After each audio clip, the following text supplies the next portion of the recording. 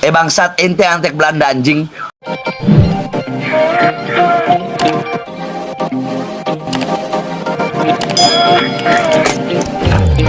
Sengaja ya saya di awal tadi menampilkan bagaimana Bahar bin Smith itu ngambek gak karuan. Sampai keluar kata-kata binatang anjing. Itu adalah respon Bahar bin Smith ketika mendengar orang-orang itu mengatakan Habib Utsman bin Yahya itu mufti Belanda. Pada waktu itu diangkat oleh Belanda sebagai mufti Batavia. Yang memang Utsman bin Yahya itu posisinya pada waktu itu meredam umat Islam Indonesia supaya tidak menyerang penjajah Belanda. Itu artinya apa?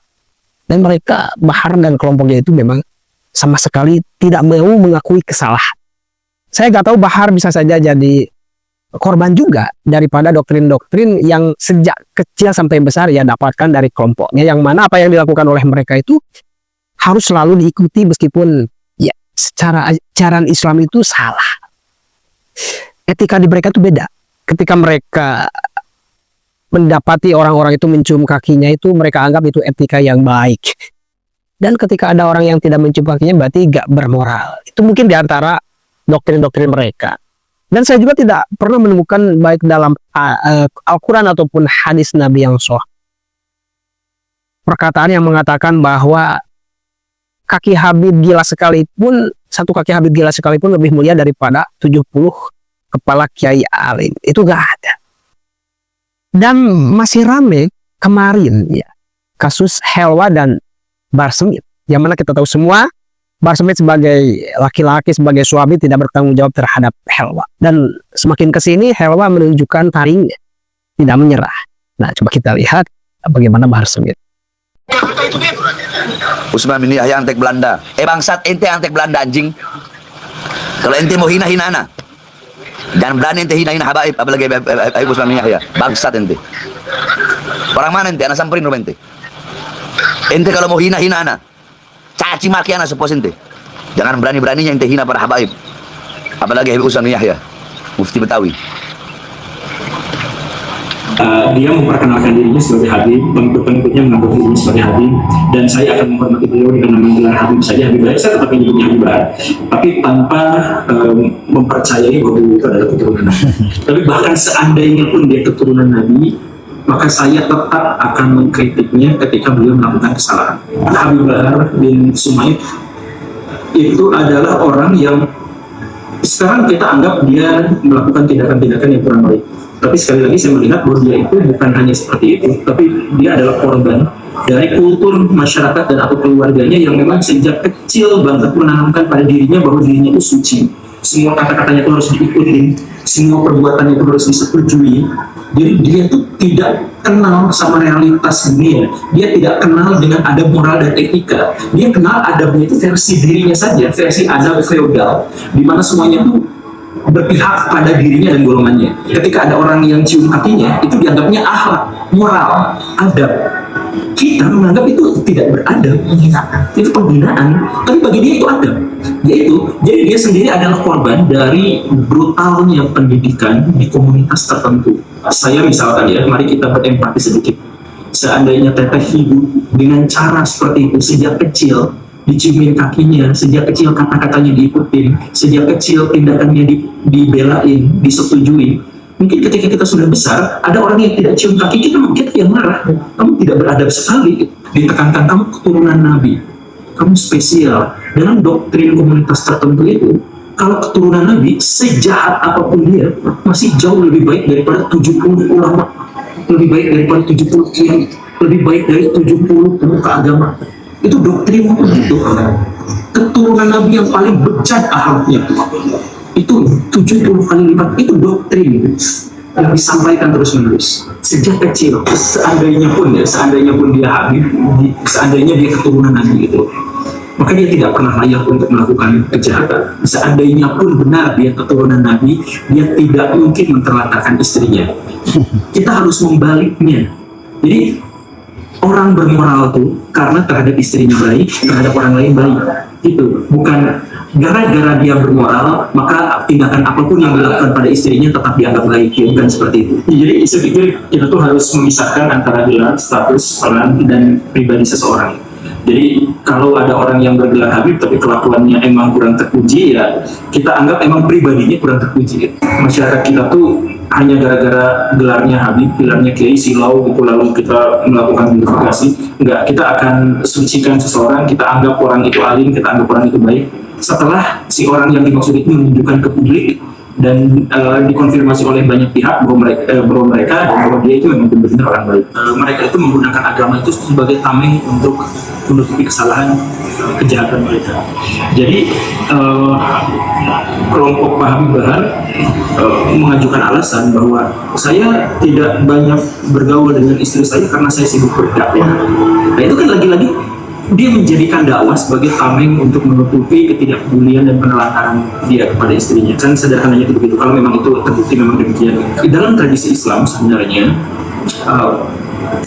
seorang laki-laki itu dinilai baik buruknya itu tergantung perlakuan dia pada istrinya. Jadi seorang sebaik-baiknya laki-laki adalah yang paling baik memperlakukan istrinya. Jadi maksudnya karakteristik laki-laki baik dan buruk itu dari mana? Dari bagaimana dia menafkahi keluarganya, bersama keluarganya dan lain sebagainya. Makanya jihad yang paling tinggi lebih besar pahalanya daripada berperang, lebih besar daripada menyantuni fakir miskin, lebih besar adalah seorang suami yang memberikan nafkahnya untuk keluarganya. Jadi prinsip dasar dalam ajaran Islam adalah seperti itu. Nah, kelompok atau komunitas tertentu lagi-lagi membaliknya demi kepentingan mereka sendiri. Mereka boleh nikah semau mereka, kapanpun, menceraikannya dengan mudah dan sebagainya. Lalu mereka jadikan tameng agama, oh ini adalah bagian dari dakwah, ini adalah bagian dari jihad, ini adalah bagian dari ini tidak bisa diterima sebenarnya. Nah, jadi begitu ya. Saya sengaja menampilkan pendapat atau pandangan dari Guru Gembul. Namun tidak sepenuhnya saya selalu berpendapat dengan apa yang dikatakan oleh Guru Gembul dalam beberapa poin, bukan dalam kasus ini, tapi perlu kita akui juga, kita sebagai manusia berakal, manusia berpikir, bahkan dalam Al-Quran juga, apalah tatafakkarun, apalah takhilun, kita disuruh berpikir. Karena agama itu juga bagi orang-orang yang berakal juga. Meskipun ada beberapa ayat muhkamat mutasyabihat, ada beberapa ayat yang memang kita harus sami'na wa ata'na, harus pakai hati, harus pakai kepercayaan dan sebagainya. Tetapi dalam hal muamalah, kita harus kadang memakai logika kita untuk kritis. Karena ada filsafat Islam juga ya, ada filsafat umum. Filsafat Islam ini nanti bisa nyambung dia ke usul fikih dan sebagainya. Saya sepakat dalam hal ini kepada Guru Gembul.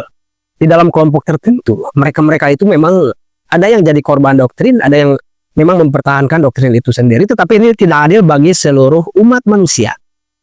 Bahkan sesama Islam saja mereka potensinya itu ya bisa membuat umat Islam itu tidak bersatu, umat Islam itu menjadi kacau balau dan tidak akan ada persatuan. Padahal dalam Quran dikatakan Bismillahirrahmanirrahim, innamal mu'minuna ikhwatun. Sesungguhnya orang-orang mukmin itu adalah saudara. Bahkan ikhwatun itu adalah mufrad dari jama, ya jama daripada kata akhun. Jama dari mufrad akhun itu ada dua. Yang pertama ikhwanun, yang kedua ikhwatun. Ikhwanun itu saudara jauh. Kalau ikhwatun ini saudara dekat. Nah, innamal mu'minuna ikhwatun, berarti kita sesama muslim itu saudara dekat. Ya, kalau memakai prinsip-prinsip kelompok mereka lah, katakan ya mungkin Ba'alwi ya atau siapapun ya, maka tidak akan terasa kita itu sesama muslim itu saudara. Doktrin-doktrin mereka itu selalu membenarkan apapun perilaku mereka, apapun sikap mereka itu mau dibenarkan dan semua orang nurut sama mereka. Bahkan sampai pada level mereka bebas mencari istri, mengawini istri, ya mengawini wanita dan bebas menceraikannya kapanpun, bahkan tidak ada yang menafkahi. Bahkan kasus Helwa ini ya dia hamil tidak dinafkahi selama hamil 2 bulan. Bahkan 10 bulan dari mulai dia itu nikah sampai hamil ya tidak dapat nafkah daripada Bahar Smith. Dan lagi-lagi Bahar Smith punya argumen tersendiri yang seolah-olah memang ini agama hanya dijadikan sebagai tameng. Saya sibuk gitu, lagi dakwah. Jelas ini ya. Kita harus menjadi orang beragama Islam yang lurus lah. Kalau boleh kita ikuti ulama-ulama sepuh ya, ulama-ulama NU lah, ulama-ulama Muhammadiyah. Selama kelompok-kelompok baru ini dulu belum sampai di Indonesia ya. Kami dengan NU-nya, Indonesia dengan NU-nya, dengan Muhammadiyahnya, dengan Persisnya, dengan organisasi Islam yang ada sejak lama, itu Islam adem-adem saja. Dan saya ternyata mulai menemukan beberapa jawaban daripada pertanyaan saya yang dari dulu, oh kenapa Timur Tengah itu selalu tidak bisa damai, padahal sesama Islam gitu kan. Arab dengan Iran, Turki dengan Iran, ya bahkan Arab dengan Yaman, dengan Lebanon, selalu ada peperangan saudara. Ternyata beginilah karakter-karakter mereka di Indonesia, ya, yang di bawah naungan Robitoh gitu kan.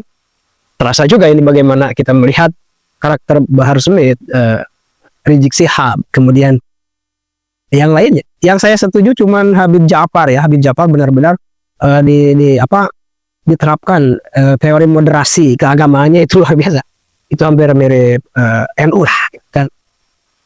Padahal sangat-sangat simpel. Islam itu ya yang menjadi garis besar visi misi mungkin bisa dikatakan, mohon maaf kalau salah bisa di komen di kolom komentar ya. Islam itu jelas-jelas ya bagi seluruh manusia itu ada dalam ayat Inna arsalnaka ila rahmatan lil alamin gitu kan. Yang pada intinya Islam itu diturunkan kepada Nabi Muhammad itu tidak lain dan tidak bukan untuk memberikan kasih sayang pada manusia. Ya. Ini mah baru sesama Islam aja udah ya saling hujat, saling ya intoleran gitu. Padahal sesama Islam cuma beda golongan ya. Ya, bukan hanya sesama Islam, bahkan dalam ajaran Islam kita harus memberikan kasih sayang pada semua alam, pada manusia, pada hewan, pada tumbuhan, pada alam gitu kan. Pokoknya rahmatan lil alamin. Dan didukung dengan beberapa ayat dan beberapa hadis. Mungkin harus memiliki disiplin ilmu Quran dan hadis juga. Dan tidak ada dalam sejarah dari mereka itu, kelompok tertentu, tokoh-tokoh mereka menciptakan buku-buku tentang disiplin ilmu Quran ataupun hadis. Saya pernah mendengar kata Pak Said Akil Siroj juga.